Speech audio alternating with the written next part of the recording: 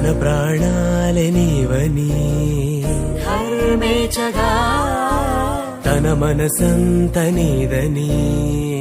అర్థేచగా తన వలపంత నీకని కామేచగా అవధులు లేని ప్రేమకై మోక్షేచగా మూడు ముళ్ళతో 7 అడుగుల